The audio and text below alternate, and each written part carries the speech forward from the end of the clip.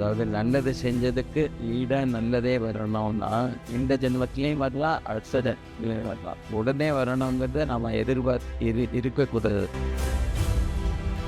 அந்த ஆன்மால வர அந்த எக்ஸ்பீரியன்ஸ் அப்படியே தாக்கு பிடிச்சிருக்கோம். அந்த எக்ஸ்பீரியன்ஸ் அடுத்த ஜென்மத்திலே நான் அந்த இது வந்து ரிப்பீட் ஆகும். இது எவ்வளோ அனுபவங்கள் நமக்கு இருக்கோ, நல்லதோ கெட்டதோ, இதெல்லாம் கண்டினியூஸாக அது அடுத்த ஜென்மத்திலே அது வரும். அது தெரிய வரும் இந்த ஆன்மா. எண்ணங்கள், சொற்கள், செயல்கள், உணர்ச்சிகள் மூலியமா நம்ம செய்யற தப்பு நம்ம அதை நம்ம ஆன்மாக்குள்ள பதிவானது என்ன ஆகும்னாக்கா நம்மளுக்கு பதிவாகும்போது அடுத்தடுத்த ஜென்மங்களுக்கு அது வெளிப்படும் போது நல்லதும் வரும், கெட்டதும் வரும். ஏன்னா மனித இனத்துக்கு வந்து நல்லது செய்யணுங்கிற ஒரு ஊக்குவிக்க வேண்டிய சமாச்சாரம் தான் இந்த லா ஆஃப் கர்மா. அதாவது கெடுதல் பண்ணால் கெடுதல் வருங்கிற ஒரு விளக்கம், ஒரு அறிவு. அந்த அறிவை கொடுக்க வேண்டியிருக்கு. அதற்காக தான் அந்த கர்மலா. குற்றம் செய்த அவங்க மனசு நெஞ்சு குறுகுறுக்கும்னு சொல்லுவாங்கல்ல, அந்த மாதிரி குறுகுறுத்து அந்த குற்ற உணர்வுங்கிறது பதிய வச்சுப்போம் நம்ம மனசுல. ஸோ அந்த பதிவை எப்படி சரி பண்றதுங்கிறது தான் பெரிய கேள்வியா இருக்கும்.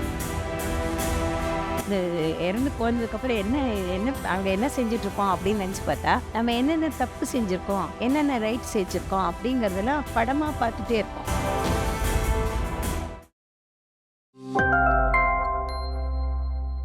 அந்த ஃபாதர் காம்பன்சேஷனுங்கிறது, அதாவது நல்லது செஞ்சதுக்கு ஈடா நல்லதே வரணும்னா இந்த ஜென்மத்திலையும் வரலாம், அடுத்த ஜென்மத்திலையும் வரலாம். உடனே வரணுங்கிறத நம்ம இருக்கக்கூடாது. எதிர்பார்த்துட்டு இருக்கு அப்படின்னு சொன்னேன். Law of attribution. அடுத்து law of attribution manifests itself in the soul long before the external changes occur in the form of gain or loss, prosperity or adversity or health or disease. So இந்த காம்பன்சேஷனோட சமாச்சாரம் அந்த ஆன்மால வர அந்த experience அப்படியே தாக்கு பிடிச்சிருக்கோம். அந்த எக்ஸ்பீரியன்ஸ் அடுத்த ஜென்மத்திலே நான் அந்த இது ரிப்பீட் ஆகும். இது எவ்வளோ அனுபவங்கள் நமக்கு இருக்கோ, நல்லதோ கெட்டதோ, இதெல்லாம் கண்டினியூஸாக அது அடுத்த ஜென்மத்திலே அது வரும். அது தெரிய வரும் இந்த ஆன்மா. அதாவது நம்ம ஆன்மால நம்ம செய்யற தப்பு சரி, எண்ணங்கள், சொற்கள், செயல்கள், உணர்ச்சிகள் மூலியமா நம்ம செய்யற தப்பு நம்ம அதை நம்ம ஆன்மாக்குள்ள பதிவானது என்ன ஆகும்னாக்கா நம்மளுக்கு பதிவாகும்போது அடுத்தடுத்த ஜென்மங்களுக்கு அது வெளிப்படும் போது நல்லதும் வரும், கெட்டதும் வரும், ரெண்டுமே வரும். அது அப்படி கொடுப்பாங்க. அந்த மாதிரி கொடுக்கறது மாதிரிதான் ஆச்சு. அது டைனமிக்ஸ் ஆஃப் லா ஆஃப் கர்மா. அது நீங்க டைனமிக் நீங்க சொன்னா அதோடைய அதாவது என்ன காரணத்துல இந்த லா ஆஃப் கர்மா வந்திருக்கு, எதற்காக வந்திருக்கு, அதனால என்ன பயன் அப்படிங்கிறது தான் இதில் நம்ம பார்க்க போகிறோம். The price that we pay for our misdeeds and the rewards received for good conduct revolve around the laws of karma. ஏன்னா மனித இனத்துக்கு நல்லது செய்யணுங்கிற ஒரு ஊக்குவிக்க வேண்டிய சமாச்சாரம் தான் இந்த லா ஆஃப் கர்மா. அதாவது கெடுதல் பண்ணால் கெடுதல் வருங்கிற ஒரு விளக்கம், ஒரு அறிவு. அந்த அறிவை கொடுக்க வேண்டியிருக்கு. அதற்காக தான் அந்த கர்ம சித்தாந்தங்கிறது இருக்குங்கிறது அவர் சொல்லியிருக்காங்க. Perpetrators of harm will do penance by setting themselves as future victims in karmic cycle of justice. நிறைய புஸ்தகங்கள்ல ஒரு புஸ்தகத்தில் அவங்க என்ன எழுதியிருக்காங்கன்னா, இந்த ஆன்மா என்ன பண்ணணும்னா செத்து போன அப்புறம் இந்த ஆன்மா அங்கே போகும்.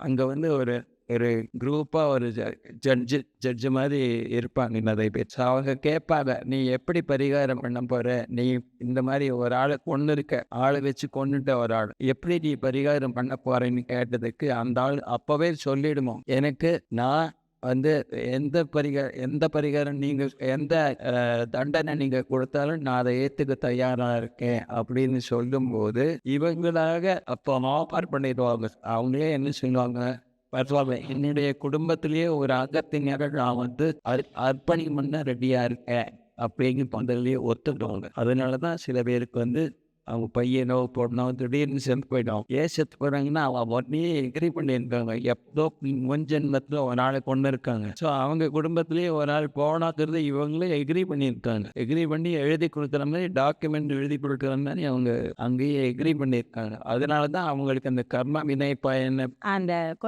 நபருடைய குடும்பம் எவ்வளவு வேதனையில இருக்குமோ அந்த வேதனையை அந்த வேதனையை தாங்கிறதுக்கு நான் ரெடியா இருக்கேன்னு அவங்க agree பண்ணிடுவாங்க முன்னே. The perpetrators of harm will do penance by setting themselves as future victims in a karmic cycle of justice. அதாவது அவங்களே சப்போஸ் ஒரு ஆள் வண்டி ஓட்டும்போது ஒரு குழந்தைய மேலே ஏற்றிட்டான், அதுக்கப்புறம் தப்பி ஓடிட்டான். அதை போய் அந்த குழந்தை அந்த குடும்பத்தை கூட போய் பார்க்கல. இந்த மாதிரி நிறைய கேஸ் நம்ம பார்த்துட்டு இருக்கோம் இப்பெல்லாம். ஸோ அந்த மாதிரி இருக்கும்போது இவங்க போய் ஒரு ஆறுதல் கூட சொல்றதில்ல, அவன் பாட்டுக்கு தப்பி ஓடிட்டான் அப்படிங்கிற கேஸ்ல என்ன ஆகும்னா, அவனுடைய கேஸ் அவனுடைய குடும்பத்துல அவனுடைய குழந்தை இழுக்க வேண்டிய ஒரு நிர்பந்தம் வந்துவிடும். இது ஏன் ஏன் அது அது ஏன் அப்படி ஆகுதுன்னாக்கா, நம்ம மனசுல வந்து அந்த குத்தம் மத்தவங்களுக்கு செஞ்சு உணர்ச்சி. ஒரு கஷ்டத்த கொடுத்தோம்னாக்கா, நம்மளுக்கு வந்து அந்த குற்றம் செய்த அவங்க மனசு நெஞ்சு குறுகுறுக்கும்னு சொல்லுவாங்கல்ல.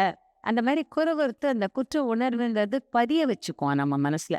ஸோ அந்த பதிவ வந்து எப்படி சரி பண்றதுங்கிறது தான் பெரிய கேள்வியா இருக்கும். இந்த இறந்து போனதுக்கப்புறம் என்ன என்ன அங்க என்ன செஞ்சுட்டு இருப்போம் அப்படின்னு நெனச்சு பார்த்தா, நம்ம என்னென்ன தப்பு செஞ்சிருக்கோம், என்னென்ன ரைட் செஞ்சிருக்கோம் அப்படிங்கிறதெல்லாம் படமா பார்த்துட்டே இருப்போம். அந்த பிக்சர பார்க்கும்போது, ஓ! இவ்வளோ வேதனை நம்ம குடுத்துருக்கோம் அவங்களுக்கு. அப்படின்னு சொல்லிட்டு நம்மளுக்கு அப்பதான் தெரிய வரும். இல்லாட்டா நம்மளுக்கு தெரியாது. நம்ம பாட்டுக்கு போயிட்டே இருப்போம். அடுத்தடுத்து மறந்து போயிடும். பல ஜென்மங்கள் ஆயாச்சு எல்லாம் மறந்து போயிடும். ஆனா, அந்த குற்றம் அங்கேயே இருக்கும். அந்த குற்ற உணர்வு, அந்த பதிவுங்கிறது நமக்குள்ளேயே தான் இருக்கு. அது திருப்பி திருப்பி ஜென்மம் எடுக்கும்போது வந்துட்டே தான் இருக்கு. திருப்பியும் இங்க வந்து திருப்பியும் மறந்துடுவான். திருப்பியும் போவான், அப்பா ஞாபகம் வரும். திருப்பியும் அந்த மாதிரி நெறைய ஜென்மங்கள் போயிட்டு போயிட்டு வரும். அதனால தான். So The key to unveiling the mystery of rebirth and reincarnation is the understanding of karma and its effect on our mind and consciousness. அதாவது நம்ம இந்த மாதிரி நிறைய பிறவிகள் எடுக்கிறோம். நிறைய பிறவிகள் எடுத்து திருப்பியும் புனரபி ஜனனம், புனரபி மரணம் அப்படின்னு சொல்லிட்டு திருப்பி திருப்பி அதுக்குள்ள வந்துட்டே இருக்கோம். அந்த வளையத்துக்குள்ள சிக்கி நாம வந்துட்டு இருக்கோம், போயிட்டு இருக்கோம். இப்படியே ஆயிட்டு இருக்கு. அப்ப இது என்னது? இது என்னதான் எந்த போறாங்க, திருப்பியும் வராங்க, திருப்பியும் இருக்காங்க. என்னது இது அப்படின்னு சொல்லி நினைச்சோம்னாக்கா, அப்பதான் நம்மளுக்கு தெரிய வரும். இது வந்து ஒரு ஜஸ்டிஸ்க்கு வேண்டிட்டு, அதாவது நியாயத்தை நிலைநாட்டுறதுக்கு வேண்டிதான் இந்த கர்மா இந்த மாதிரி திருப்பி திருப்பி நம்ம ஜனனம் எடுக்கிறோம். எனக்கு இல்லாட்டா போன ஜென்மத்துல தப்பு செஞ்சுட்டு போயிட்டே இருக்கலாம். அதுக்கப்புறம் ஜென்மமே இல்லைனாக்கா நம்ம அதை அனுபவிக்கவும் மாட்டோம். நம்மளுக்கு தெரியவே தெரியாது. அதனால அதை அனுபவிக்கணுங்கிறதுக்காக தான் அடுத்த ஜென்மத்தை நல்லதும் தான். புண்ணியமும் அதே மாதிரி. புண்ணிய காரியங்கள் செஞ்சா அப்படி வேஸ்டா போயிடுமா, அவ்வளவுதான். என்ன செஞ்சாலும் அவ்வளவுதான். அதை யார் கண்டுக்குவாங்க அப்படின்னு நம்ம நினைப்போம். அப்படி கிடையாது. ஒவ்வொரு சின்ன புண்ணிய கர்மா கூட நம்மளுக்கு வந்து அதோடைய பலன் நம்ம அனுபவிக்கணும் அப்படிங்கறதான் விதி. பிரபஞ்சத்தின் விதி வித்தியாசமானது. இந்த உலக விதி மாதிரி கிடையாது. இதுல கொஞ்சம் பணம் கொடுத்தோம்னாக்கா தப்பிச்சு ஓடிடலாம். ஆனா அதுல முடியாது. பணமும் கொடுக்க முடியாது, தப்பிச்சுக்கவும் முடியாது. ஏன்னா நமக்குள்ளேயே அது பதிவாயிரும். இப்ப நாமளே அதை சரி செய்யணும்னு பார்ப்போம். புண்ணியங்களை நம்ம புண்ணிய கர்மாக்கு ஏத்த மாதிரி இருக்கிற நல்ல பயன்களை அனுபவிக்கிறதுக்காகவும் நம்ம பிறப்போம். கட்ட கர்மாக்குள்ள கஷ்டங்களை அனுபவிக்கிறதுக்காகவும் சுமக்கிறதுக்காகவும் இங்க பிறப்போம். ஸோ இந்த பிறப்பு இருப்புங்கிறது அதுக்குள்ள இணைஞ்சதுதான். ஸோ அதை ஒன்றும் மாற்ற முடியாது. So key to unveiling the mystery of rebirth. அதுதான் ஒரு மிஸ்ட்ரி. அதாவது நம்ம புரியாத புதிரா இருக்கும். அந்த புதிர் வந்து இப்ப தெரிஞ்சிடும், விளங்கிடும். இதுக்காக தான் வரோம் அப்படிங்கும். ஸோ அதுக்கப்புறம் வந்து no one can interfere with the law of karma. All the forces seen or unseen that function in this world are governed by the law. இங்க வந்து என்னதை பார்க்குறோமோ, அன்றாட வாழ்க்கையில என்னென்ன சந்திக்கிறோமோ எல்லாமே எல்லாத்துக்கும் அடிப்படையானது தான் இந்த கர்ம வினை பயன், இந்த விதி. இது வந்து இந்த விதி இல்லாம எதுவுமே நடக்காது. எல்லாமே அவன் செயல் சொல்றமே, எல்லாமே கர்மாவின் செயல். அதுதான் கரெக்ட். கர்மா தான் நம்மளுடைய வாழ்க்கையே உருவாக்குது. கர்மானால்தான் உருவாக்கிக்கிறோம். நல்ல வினைப்பயன்களை நல்லதை அனுபவிக்கிறதுக்கும் இந்த கர்மா செஞ்சாதான் முடியும். கெட்டதை செய்யும் போதும் அதுக்குள்ள தண்டனை அனுபவிக்கிறதுக்கும் நாம தான் அதெல்லாம் இது பண்றோம். நாம தான் வரைபடம் வரைஞ்சிட்டு வரோம். போன ஜென்மத்துல என்னென்ன தப்பு செஞ்சிருக்கோம் அப்படின்னு ஜென்மம் எடுக்கிறதுக்கு முன்னால அங்கேயே வச்சு பார்ப்போம். அப்புறம் ஒரு வரைபடம் போட்டுக்கோம். இந்த இடத்துல எல்லாம் இந்த சமயத்துல எனக்கு இந்த மாதிரி கஷ்டம் வரட்டும், அப்பதான் நான் இதுக்கு ஈடு செய்ய முடியும் அப்படிங்கறதெல்லாம் நம்ம வரைபடம் வரைஞ்சிட்டு தான் வருவோம். ஆனா இங்க வந்ததுமே அந்த வரைபடம் கையில வச்சுட்டு வந்தோம், இந்த ப்ளூ பிரிண்ட் அது அப்படியே அழிஞ்சிடும், மறந்துடும், எல்லாத்தையும் இழந்துடுமா. பூர்வ ஜென்மம் ஞாபகம் இருக்காது, தப்பு செஞ்சதும் ஞாபகம் இருக்காது. ஆனா ஒண்ணு மாத்திரம் மனசு சொல்லும், நீ வந்து எந்த தப்புமே செய்ய மாட்டே அப்படின்னு நம்ம மனசே நம்ம ஏமாத்திட்டு. ஸோ அந்த மாதிரி போயிட்டே இருக்கும் வாழ்க்கையில. இப்போ திடீர்னு கஷ்டங்கள் வரும்போது நம்ம புரியாம நிறைய பேர் ரொம்ப கஷ்டத்திலாகி அப்புறம் நிறைய பேருக்கு இன்னும் ஒரு கஷ்டமான எண்டுக்கு போயிடுவாங்க. அதாவது சூசைட் பண்ணிடுவாங்க. கஷ்டம் ஜாஸ்தியா வரும்போது தாங்க முடியாம சூசைட் பண்ணுவாங்க. ஆனா அவங்க எல்லாம் தெரிஞ்சுக்கணும், இந்த மாதிரி சூசைட் பண்ணக்கூடாது. சூசைட் தற்கொலை மாதிரி ஒரு பெரிய பாவம் எதுவுமே இல்லை அப்படின்னு. உலகத்திலேயே வச்சு ரொம்ப பெரிய பாவம் வந்து தற்கொலை தான். ஏன்னா நம்ம விரும்பி ரொம்ப கெஞ்சி கூத்தாடி நம்ம அந்த உடல் கிடைச்சிருக்கு. அதை மாற்றிக்கிறதுக்கு நமக்கு வந்து அதிகாரமே கிடையாது. அதனால எதுக்காக அந்த மாதிரி அந்த உடலை வந்து அழிச்சுக்க கூடாது. எந்த கஷ்டம் வந்தாலும் அதை வந்து அறிவுபூர்வமா அணுகி அதை வந்து சரிப்படுத்திக்கணும். நான் தான் இதுக்குள்ள நான் அந்த பொறுப்பை எடுத்துக்கணும். நான் தான் இதை செஞ்சிருக்கேன். இந்த கஷ்டம் வருதுன்னா இதை அதுக்குள்ள அஸ்திவாரத்தை இதுக்குள்ள ஆரம்ப இதில் வந்து நான் தான் செஞ்சிருக்கேன். என்னுடைய வினையினால் தான் இந்த மாதிரி கஷ்டங்கள் வந்திருக்குங்கிறத நல்லா தெரிஞ்சுக்கிட்டோம்னாக்கா, அப்போ வந்து நம்ம அந்த தற்கொலைக்கு போக மாட்டோம். ஆனா ஒரு ஜென்மத்துல நம்ம சரி பண்ணிக்கலனாக்கா, இது மாதிரி தற்கொலை பண்ணிட்டோம்னா, அடுத்தடுத்த ஜென்மங்கள் எல்லாம் கூட அந்த கஷ்டத்த திருப்பி திருப்பி சந்திக்க வேண்டி வரும். அப்ப அது வந்து அதுலேருந்து சொல்யூஷன் கிடைக்காது. அந்த பாடத்த படிச்சுக்கிற வரைக்கும் நம்மளுக்கு திருப்பி அது ரிப்பீட் ஆயிட்டே இருக்கும். திருப்பி திருப்பி அதே மாதிரி சந்தர்ப்பங்கள் வந்துட்டு இருக்கும் வாழ்க்கையில. ஸோ அந்த மாதிரிலாம் போயிடக்கூடாது. ஸோ இந்த மாரி நெறைய விதிகள் இருக்கு. இது கூட சேர்ந்து லா ஆஃப் கர்மா கூட சேர்ந்து லா ஆஃப் கான்ஷியஸ்னஸ். நாமெல்லாம் ஆத்மா அப்படிங்கிற அந்த ஒரு விதி. ஆத்மா விதி. நம்ம எல்லாம் ஆன்மாக்கள். உடல உடல்ல தாண்டி இங்க வந்து ஏன்னாக்கா இங்க வந்து ஒரு உடல் ரீதியான வாழ்க்கையை வாழங்கிற விருப்பப்பட்டு கர்ம வினை பயன்களை எல்லாம் சரி பண்ணணும் அப்படிங்கறதுக்காக இந்த உடல்ல வந்திருக்கும். உடல்ல வரும்போது தான் அதெல்லாம் சாத்தியம். அப்புறம் இது ஆன்மீகமா முன்னேறணும், ஆன்ம ஞானம் அடையணும்னாலும் இந்த உடல் வேணும். அப்பதான் அதை அடைய முடியும். ஸோ அதனால லா ஆஃப் கான்ஷியஸ்னஸ் அது நம்மளுக்கு தெரியும். அப்புறம் லா ஆஃப் கான்ஸ்டன்ட் ப்ரோக்ரெஷன். நீங்க நல்லது செய்றீங்களோ இல்லையோ, ஆனா நீங்க வந்து எப்பவுமே நிரந்தரமான இது ப்ரோக்ரெஷன்னாக்கா முன்னேற்றம். அதுதான் எவ்வளவு பாவம் செஞ்சோன்னு முன்னேறிட்டு தான் இருக்கான். நம்மளுக்கு தெரியாது. ஆனா நம்ம வெளியிலேருந்து பார்க்கும்போது தெரியாது. ஆனா மேலேருந்து பார்க்கும்போது தெரியும். எல்லாருமே எல்லா ஜீவராசிகளும் முன்னேறிட்டே தான் இருக்கோம். நம்ம ஏதாவது அதுக்கு பரிகாரம் செய்யறோமோ செய்யலையோ எல்லா ஆத்மாக்களும் முன்னேறிட்டு இருக்கு. அதான் லா ஆஃப் கான்ஸ்டன்ட். அதுக்கும் ஒரு விதி இருக்கு. அப்புறம் வந்து லா ஆஃப் ஹேஸ்டனிங் ப்ரோக்ரெஷன். அதாவது இந்த நம்மளுடைய உயர்வை வந்து வேகமா துரிதப்படுத்தக்கூடிய ஒரு விதி இருக்கு. அதுதான் யோக சித்தாந்தம் அப்படின்னு சொல்லணும். அதாவது தியானம், ஆன்மீகம், இந்த மார்க்கங்கள்லாம் இருக்கு இல்லையா? இதெல்லாம் வந்து நம்மளுடைய அபிவிருத்தியை வேகமா ஆக்கக்கூடியது. துரிதப்படுத்தக்கூடியது அபிவிருத்தி. ஆன்ம அபிவிருத்தியை துரிதப்படுத்தக்கூடியதுதான் law of hastening progression. Law of uncertainty. அது ரொம்ப நல்ல இன்ட்ரெஸ்டிங்கான ஒரு இதுதான். அதுக்கு முன்னாடியே லா ஆஃப் இன்கார்னேஷன், ரீஇன்கார்னேஷன் பத்திரம். அதாவது திருப்பி திருப்பி பிறக்கிறது. அதை வந்து திரும்ப திரும்ப ஏன் பிறக்கிறோம்? நல்வினைகளை அனுபவிக்கிறதுக்காகவும், நல்வினை பயன்களை அனுபவிக்கிறதுக்காகவும், தீய வினை பயன்களை கஷ்டத்தால சரிப்படுத்துறதுக்காகவும், அதுலேருந்து கற்றுக்கிறதுக்காகவும் நம்ம பிறக்கிறோம். இந்த லா ஆஃப் இன்கார்னேஷன் பற்றி குருஜி ரொம்ப அழகாக சொல்லுவார். அவர் என்ன சொல்லுவார்னா, ஒவ்வொரு தியானியும் உண்மையான தியான ரோட்டில் இருந்து நன்மை செஞ்சுட்டு வந்தால் அந்த கர்ம வினை பயனில் அந்த இதுலேருந்து தப்பிக்க முடியும். அப்படின்னு சொன்னால் என்ன? பழைய கர்மா பேலன்ஸ் நிறைய இருந்திருக்கும், பாக்கி கர்மா இருந்திருக்கும் போன ஜென்மத்தில் நிறைய. எக்ஸாம்பிளுக்கு சொல்கிறேன். சப்போஸ் எனக்கு 18 கெட்ட கர்மா இருக்கு. 18 சும்மா நம்பருக்கான்னு சொல்கிறேன். 18 இருந்திருக்கு. நான் பிறக்கும் போதே 18 தப்பு கர்மாவோட வந்திருக்கேன். பட் இந்த ஜென்மத்தில் இது வரைக்கும் நான் பண்ணது 10 நல்ல கர்மா தான். 18 கெட்ட கர்மா, 10 நல்ல கர்மா. ஓகே, புண்ணியம் பாவம் அப்போ வைக்கும்போது 10 புண்ணியம், 18 பாவம். 18 பாவம். அப்போ என்ன? நீங்கள் ஒரு பேங்கராக இருந்தால் உங்களுக்கு தெரியும். அதில் பேலன்ஸ் பண்ணும்போது 8 பேலன்ஸ் இருக்கு. இப்போ 8 கெட்ட கர்மா பாக்கி இருக்கு. சரி பண்ண வேண்டியது சமாச்சாரம். அப்படி பேலன்ஸ் பண்றது இல்லை. எக்ஸாம் சொல்றேன். அப்ப என்ன ஆகும்னா, குருஜி என்ன சொல்றாங்கன்னா, எந்த கெட்ட கர்மாவும் எந்த பாவமும் இல்லாத நிலைமை நீ வந்து அடையணும். இங்கிருந்து விட்டு போறதுக்கு முந்தி no bad karma should arise from you.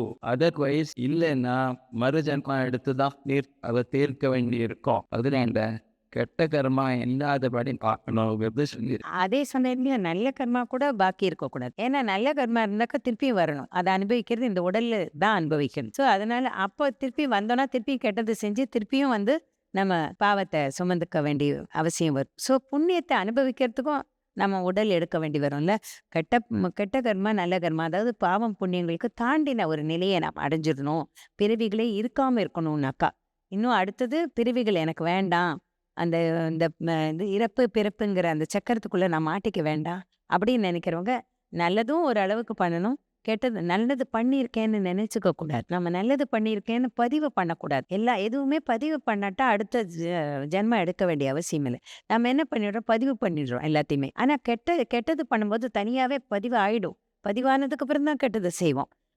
நல்லது வந்து நம்ம செஞ்சதுக்கு அப்புறம் நம்ம வந்து பதிவு பண்ணிக்குவோம். நல்லது அவங்களுக்கெல்லாம் செஞ்சிருக்கோம், நிறைய 100 பேருக்கு சாப்பாடு போட்டுட்டோம், ஆஹா நல்ல கர்மா செஞ்சுட்டோம் அப்படின்னு சொல்லிட்டு நினைச்சுக்குவோம். ஆனா வந்து அப்படி கிடையாது. அதுல என்ன ஆயிடும்? அந்த பதிவு பண்ணினோம்னாக்கா பதிவுனாலேயே நம்ம வந்து நிறைய ஜென்மாக்கள் எடுக்க வேண்டி வரும். ஸோ அந்த மாதிரி இல்லாம நம்ம வந்து கர்ம வினை பயன்லேருந்து வெளியே வரணும். அப்புறம் லா ஆஃப் இது இன்னொரு லா சொன்னாங்களே, அது என்னது? அன்சர்டனிட்டி. அதாவது எதுவுமே நிரந்தரமற்ற தன்மையில இந்த உலகத்துல இல்லையா? பார்த்தாக்கா எது எது நிரந்தரமானது? Law of uncertainty. எதுவுமே நிரந்தரம் கிடையாது. அது இது வந்து அன்சர்டனிட்டின்னு சொல்லலாம், அல்லது அநேக அநேக சித்தாந்தம் அப்படின்னு வடமொழியில சொல்லுவாங்க. அநேக அநேக சித்தாந்தம்னா ஒரு பொருளை வந்து பல சமாச்சாரங்களா நீங்க பார்க்க முடியும். ஒரே ஒரு ஒரு ஒரு நிலவு இருக்கு, அது வந்து பிறைச்சந்திரனா பார்ப்பீங்க. அப்புறம் அமாவாசையா கூட உங்களுக்கு ஒண்ணுமே இல்லாம கூட இருக்கு இல்லையா? ஆனா இல்லையா?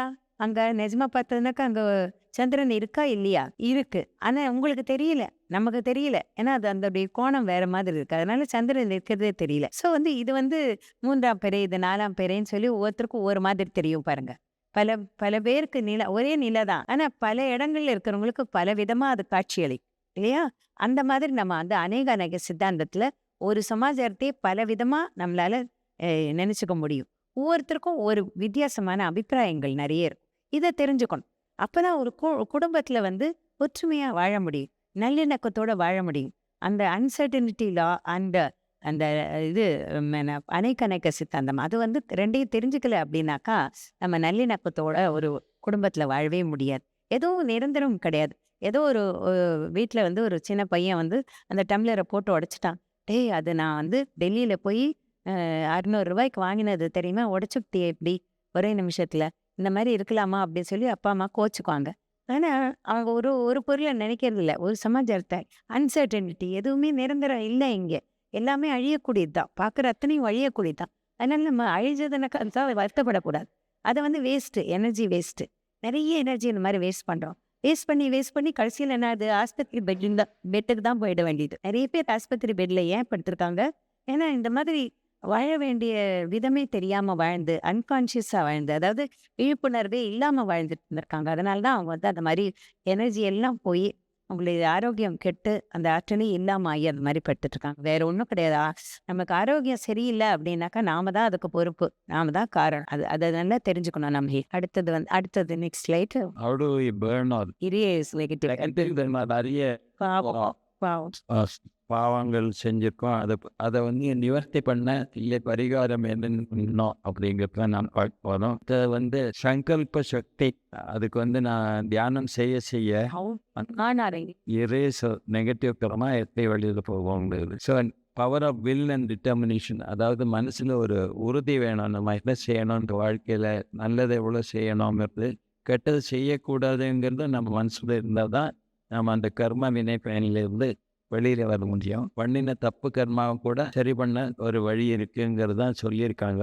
எப்படின்னா, ஆன்மீக ஆன்மீக வழியில் நம்ம வந்துட்டோம்னா involve your self in spiritual practices, அதாவது தியானம் செய்யறது, நிறைய பேருக்கு தியானம் சொல்லி கொடுக்கறது, குரூப்பாக நிறைய பேரை சேர்க்கறது, இந்த மாதிரிலாம் செய்யலாம்.